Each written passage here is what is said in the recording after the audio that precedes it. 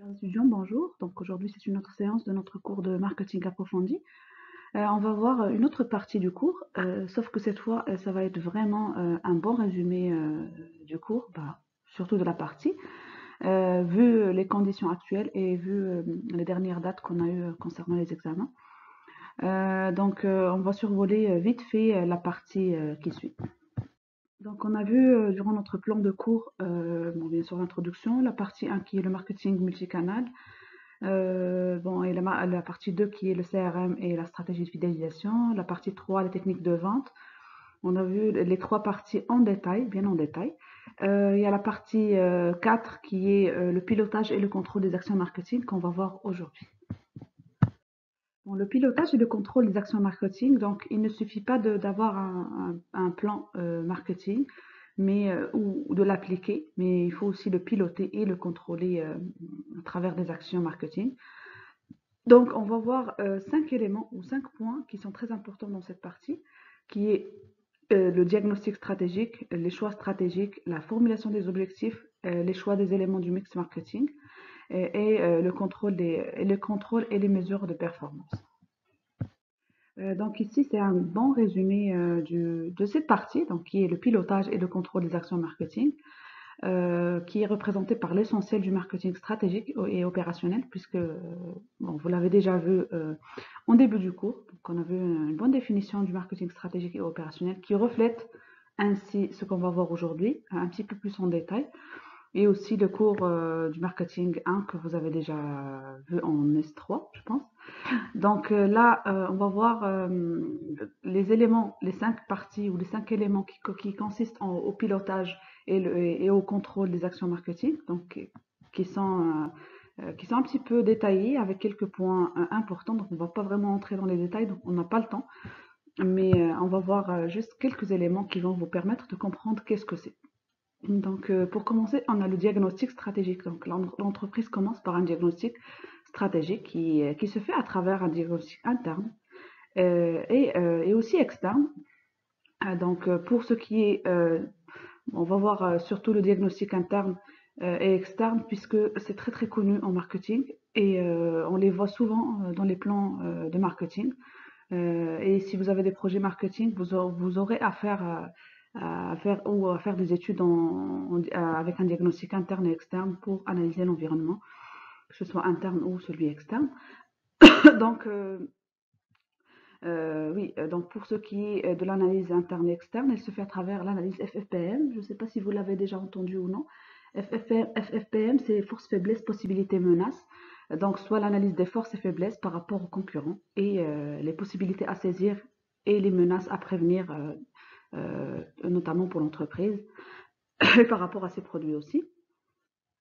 Pour ce qui est de l'environnement externe ou l'environnement général, on appelle surtout l'environnement externe, c'est l'analyse PESTEL. PESTEL, c'est le politique, économique, socioculturel, technologique, écologique et environnemental. Donc, bon, c'est plus un diagnostic, donc on essaie de voir tous les éléments qui sont reliés à notre entreprise et qui sont en référence, qui font partie de notre environnement externe. Et donc ça nous aide aussi à cerner les problèmes donc, et aussi les forces, faiblesses, possibilités et les menaces pour l'entreprise. Donc normalement en temps normal, donc on aurait pu faire une étude de cas avec une analyse du diagnostic stratégique.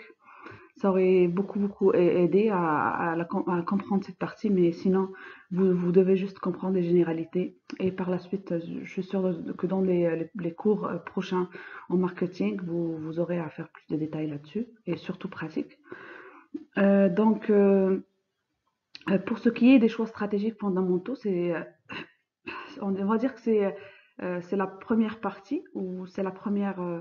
oui, c'est la première partie. Donc, on fait un choix pour l'entreprise. Soit elle se spécialise, soit elle se diversifie par rapport à son produit. Donc, la spécialisation, c'est le fait de mener des efforts au sein du champ d'action actuel de l'entreprise. Donc, elle a déjà un produit, donc elle se spécialise dans ce produit et elle fabrique ou elle essaie d'avoir un bon produit ou service. Et la diversification, c'est le fait d'investir dans des activités ou des marchés hétérogènes. On va donner quelques exemples, tels que l'entreprise Lego, donc quand elle lance une gamme spéciale filles, donc elle essaie de diversifier son produit. L'Oréal étend son offre aux brosses pour la peau, les brosses, on va dire les brosses vibrants ou les brosses électriques. Donc ça aussi, ça fait partie de la diversification. Donc, et aussi, à travers les spécialisations et la diversification, il y a aussi d'autres moyens, tels que la différenciation. Euh, et aussi, bon, la différenciation, c'est plus de créer quelque chose d'unique au niveau de l'ensemble du secteur. Et aussi à la focalisation, l'intégration, les stratégies d'impartition et les stratégies d'internationalisation. Donc, vraiment, ici, pour, soi-disant, choisir faire un choix stratégique pour l'entreprise. Donc, il faut étudier plusieurs éléments concernant son produit et service et aussi par rapport aux concurrents. Euh, donc, pour ce qui est des, on va parler plus, bon, pour ce qui est des choix stratégiques marketing, donc ça fait partie de la spécialisation et la diversification. Donc, dès que l'entreprise fait son choix, donc là, elle fait vraiment un choix stratégique marketing. Donc, est-ce qu'elle fait un choix des produits, segmentation, est-ce qu'elle va segmenter, est-ce elle va cibler et comment elle va se positionner par rapport aux concurrents. Donc, c'est une étude, c'est plus marketing dans cette partie. Et c'est plus par rapport à la publicité et comment elle va distinguer son produit par rapport aux autres. Et aussi, il y a aussi la troisième, on va dire la troisième étape, c'est la fixation des objectifs annuels.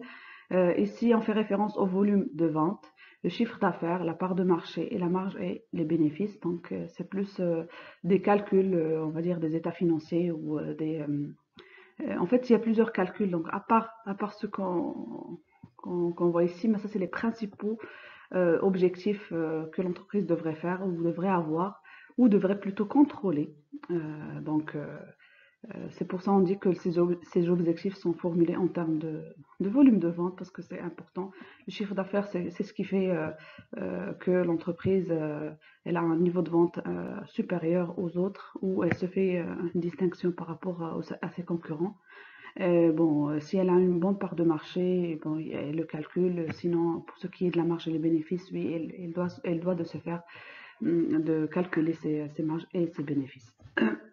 Pour ce qui est des choix opérationnels, donc là, on avait plusieurs détails, que ce soit dans ce cours et aussi dans les cours précédents. Donc là, le choix opérationnel se fait surtout par rapport au marketing de base, en cohérence avec les choix stratégiques, donc les 4 P, qui doivent de se faire en coordination avec les choix stratégiques. Donc aussi, bon, pour ce qui est du produit, donc priorité entre produits de la gamme, priorité entre cibles de la clientèle, soi-disant innover ou améliorer la qualité du produit. Donc tout ce qui a trait à la gamme, la marque, la qualité, le packaging, etc. Donc qui distingue notre produit. Pour ce qui est du prix, donc bon, ici c'est plus la pénétration, l'alignement, les crémages. C'est surtout le fait de s'aligner, baisser ou augmenter le prix. Donc, est-ce qu'on est en situation de concurrence? Donc, il faut voir comment interagir par rapport au prix et surtout par rapport aux concurrents. Pour ce qui est de la communication, donc il faut voir les outils, les médias et hors médias, donc les plans de communication qu'on va utiliser. Euh, donc, c'est surtout par rapport, par exemple, si on opte pour des produits dits d'image, par exemple les parfums, les produits de luxe, la politique de communication est l'élément moteur d'une stratégie marketing, oui, effectivement, parce que il faut faire connaître son produit donc sur le marché. Et aussi, on peut faire appel à des partenaires concernant la communication aussi. Bon, pour ce qui est de la distribution et la vente multicanal, donc le choix des canaux des réseaux, bon, on va dire que ici, ça, c'est spécifiquement que ce soit intensif, sélectif ou exclusif. Donc, c'est une distribution entre les trois gammes. Donc, on va essayer de faire notre choix. Pour ce qui est de la gestion de la force de vente, c'est un élément qui se rajoute parce qu'on l'a déjà vu aussi dans le cours. donc les commerciaux qui vont faire notre vente ou notre présentation du produit. Donc il faut pousser à l'achat, donc il faut choisir un élément moteur. Bon, pour ce qui est bon, il y a des stratégies aussi par rapport au fait de pousser à l'achat, donc les pulls, bon, les stratégies pull et les stratégies push. Pull, c'est pousser à l'achat en s'adressant aux consommateurs. Bon, moteur, c'est la publicité. Exemple, on a Coca-Cola, Nescafé, Service Télécom. La stratégie push, donc c'est pousser à l'achat par les distributeurs, tels que dans plutôt les textiles. Bon, pour l'action est mise en œuvre, qui est la cinquième étape, c'est le contrôle des résultats et analyse des écarts. Donc, le contrôle marketing consiste à évaluer la performance marketing en comparant les objectifs aux réalisations. Donc là, on essaie de dresser et on va voir comment. Donc, par la suite, on va donner un petit exemple comment ceci se fait. Mais c'est surtout par des outils de contrôle, principalement, et on utilise le tableau de bord. Donc on va voir un exemple, comment il est présenté. Juste, on va dire un spécimen de tableau de bord. Le tableau de bord, c'est quoi? C'est un ensemble d'indicateurs qui permettent aux gestionnaires de prendre connaissance de l'état de l'évolution des systèmes qu'ils pilotent sur un horizon cohérent. C'est surtout un outil qui souligne l'état d'avancement dans lequel se trouve le processus afin de permettre aux responsables de mettre en place des actions correctives.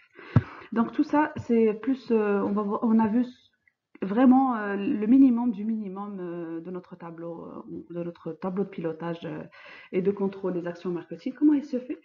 Donc c'est vraiment on va dire les principales étapes que l'entreprise se doit de se faire.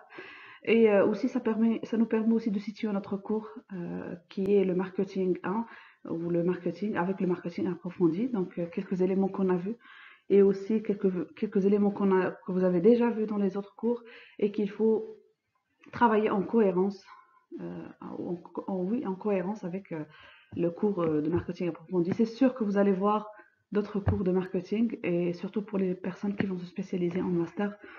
Et aussi, ceci, vous allez l'utiliser bon, pour ce qui est du tableau de bord, on les voit souvent dans les mémoires, dans les projets de mémoire, dans les projets de PFE aussi. Il y en a qui décident de s'adapter ou de l'utiliser parce que c'est très important pour évaluer la performance ou faire le contrôle des résultats d'une analyse marketing ou d'un plan marketing. Donc ici, on va voir un spécimen de tableau de bord, un exemple qui est utilisé. Donc, chaque entreprise elle est libre de choisir son tableau de bord. Il y a même des tableaux de bord qui sont spécifiques à chaque partie ou à chaque spécialisation. Par exemple, on peut voir un tableau de bord de l'audit interne. On peut avoir un tableau de bord marketing, donc comme celui-là. Donc, et aussi, pour chaque spécialisation, on a vraiment un tableau de bord spécifique. Il y a des auteurs qui ont précédé, qui ont fait ces constats et qui les utilisent pour faire bon, qui les ont utilisés et que, bien sûr, on se fait référence à ces tableaux on va dire, essayer de continuer l'activité en bonne et due forme. Donc ici, on voit d'un côté qu'il y a le chiffre d'affaires. Bon, pour évaluer le chiffre d'affaires, on a le mode de distribution, l'équipe commerciale, les prévisions, les réalisations, les écarts cumulés, les prévisions, les réalisations, les écarts cumulés pour l'équipe commerciale. On a le volume de vente pour le mode de distribution aussi, pour l'équipe commerciale. Et aussi, on a les prévisions, les réalisations, les écarts cumulés pour chaque mode.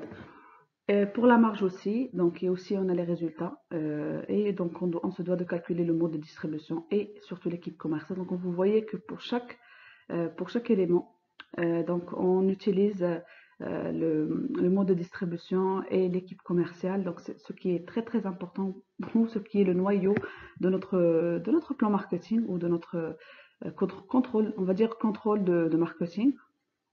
Donc, et aussi donc, par rapport à chaque mois, donc c'est calculé, donc le semestre 1, semestre 2, 3, 4. Et aussi on fait le total, donc pour à la fin d'année avoir un bon aperçu sur notre tableau de bord et sur nos résultats. Donc on arrive aujourd'hui à notre cas. du cours. Donc, comme je vous ai dit, c'est un cours qui est très très bref. Donc, on a fait quelques, on a, bon, on a résumé, on a essayé de résumer le cours d'aujourd'hui, juste pour avoir une idée, parce qu'on n'a vraiment pas le temps pour détailler. Mais sinon, je vous rassure que dans les prochains cours de marketing, vous aurez plus de détails là-dessus, et surtout cette partie qui va être, que vous allez revoir sûrement, et sans aucun doute. Et même si vous n'allez pas l'avoir pour les gens qui vont pas se spécialiser en marketing, mais il y aura des cours de marketing, c'est sûr. Et au pire, donc vous allez les voir en projet, dans des projets de mémoire ou autres.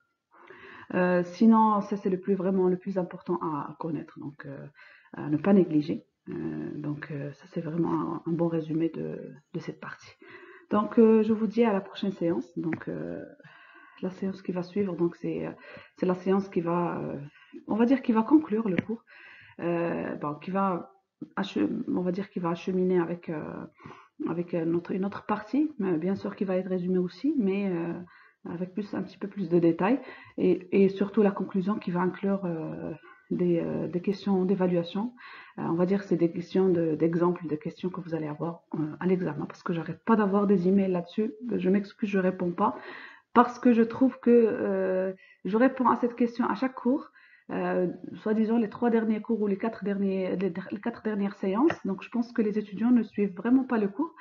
On va dire que ça me dérange pas, parce que le plus important c'est le groupe qui me suit, donc et qui écoute mes séances, et surtout qui est à jour, qui a les réponses qu'il faut pour passer l'examen. Donc pour ce qui est, j'ai pas mal reçu des questions concernant les, euh, les PowerPoints ou les présentations sous forme PDF ou sous forme papier. Donc je vais essayer de vous dire la prochaine séance que je vais les mettre à disposition les 2 prochains jours à une bibliothèque qui est pas très loin de l'université. Donc je vais vous donner les coordonnées. Comme ça, les gens qui veulent partir à récupérer l'examen, ils n'auront pas ils n'auront pas à avoir des difficultés pour se procurer le document du cours. Donc merci pour votre attention, à la prochaine séance.